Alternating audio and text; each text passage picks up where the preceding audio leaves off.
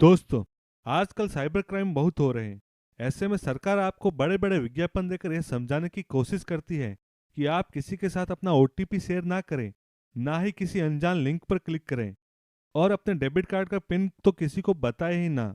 ऐसे विज्ञापन देखकर सब लोग अब सतर्क हो गए हैं और बड़े कॉन्फिडेंट हैं कि किसी के साथ ओटीपी नहीं शेयर करेंगे या किसी लिंक पर क्लिक नहीं करेंगे तो हम सेफ हैं, हमारे साथ कोई स्कैम नहीं कर सकता है। लेकिन सच्चाई इससे बहुत अलग है, जो आपके होश उड़ा देगी।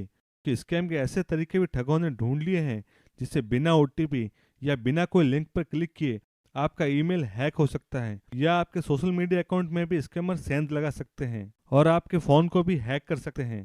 ठग हमेशा लोगों को लूटने के लिए नए नए तरीके अपना लेते हैं। इसी कारण साइबर क्राइम के खिलाफ लोगों को जागरूक करने के लिए इतने कैंपेन चलाने के बावजूद भी लोगों का पैसा लूटने का आंकड़ा कम नहीं हो रहा है।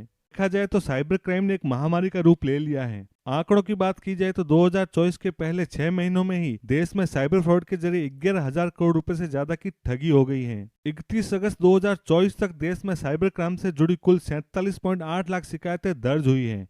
और आश्चर्य नहीं है कि साइबर क्राइम से जुड़ी शिकायतों में सबसे ज्यादा हिस्सा ऑनलाइन फ्रॉड का ही है। अब चारों तरफ इतने तरीके से साइबर अटैक हो रहे हैं और साइबर ठग अपनी ठगी के नए नए तरीके अपना रहे हैं, तो इस चैनल के माध्यम से नए नए तरीकों से अवगत करा के आपको सावधान करना ही हमारा काम है कि आपके खून पसीने की कमाई कोई लूट ना सके। स्कैम के इस नए तरीकों को हम एक कहानी के रूप में आपको बता रहे हैं ताकि ऐसे स्कैम से आप सावधान रह सकें। महेश का एक अच्छा खासा कैटरिंग का बिजनेस है, जिससे उसकी अच्छी इनकम हो जाती है। वह सोशल मीडिया के जरिए अपने बिजनेस को प्रमोट करता है, उसमें अपना फोन नंबर, बिजनेस आदि की पूरी डिटेल भी देता है, इसीलिए इंक्वायरी के लिए उसको कॉल आते रहते हैं। ऐसे ही एक दिन उसे राजेश नाम के व्यक्ति का कॉल आया। उसने बताया कि महेश का नंबर महेश के एक दोस्त ने दिया है जिसका नाम रमेश है। चूंकि महेश का वास्तव में एक दोस्त का नाम रमेश है तो वो उस पर भरोसा करके बात करने लगता है। वह व्यक्ति जिसने अपना नाम राजेश बताया था, वह कैटरिंग के लिए रेट डिसाइड करने की बात करता है तथा इसी बहाने उसका ईमेल ले लेता है।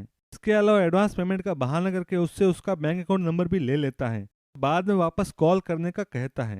अब 1 घंटे बाद उस राजेश का कॉल वापस आता है और अपने कैटरिंग ऑर्डर के बारे में डिस्कस करने लगता है तथा डिस्काउंट मांगता है।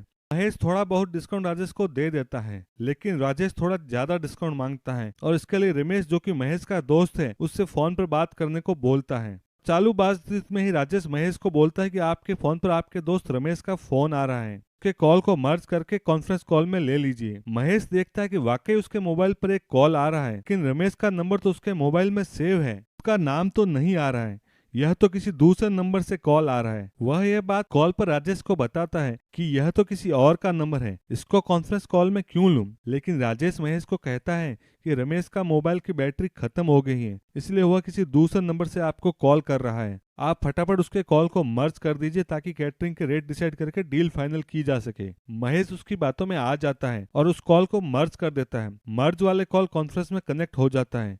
इसके बाद वहां से कुछ आवाज आती है, लेकिन वो रमेश की नहीं होती। महेश कुछ समझ नहीं पाता है। तभी राजेश कहता है कि लगता है यहाँ पर नेटवर्क कमजोर है।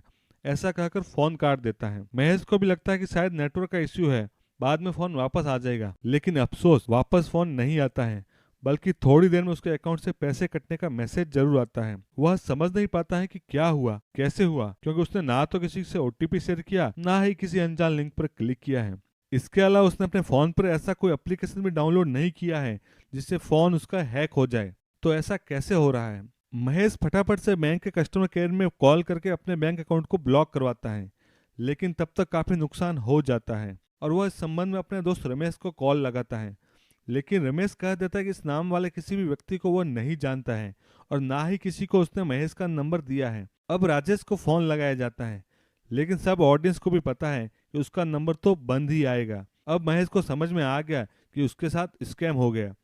अब इस मिस्ट्री को सॉल्व करते हैं कि आखिर यह स्कैम हुआ कैसे। तो सबसे पहले तो उसने आपका फोन नंबर लिया आपके सोशल मीडिया अकाउंट से, बाद में बैंक अकाउंट नंबर और ईमेल की डिटेल तो आपने खुद ही दे दी उसको, और आपके दोस्त का नाम रमेश है, यह उसको आसानी से फेसबुक और इंस्टाग्राम से पता चल गया। अब बारी आती है ओटीपी की। तो जीमेल या बहुत से बैंक के एप्लीकेशन है, इसके अलावा व्हाट्सएप आदि एप्लीकेशन में भी आप मैसेज की जगह कॉल पर ओटीपी लेने का ऑप्शन चूज कर सकते हैं। तो महेश जिसे रमेश समझकर कॉन्फ्रेंस कॉल में जोड़ा था, दरअसल वह उसका ओटीपी था जो फोन के दूसरी तरफ स्कैमर ने सुन लिया था तथा उसे जीमेल या बैंक के किसी एप्लीकेशन की मदद से महेश के बैंक अकाउंट को साफ कर दिया था।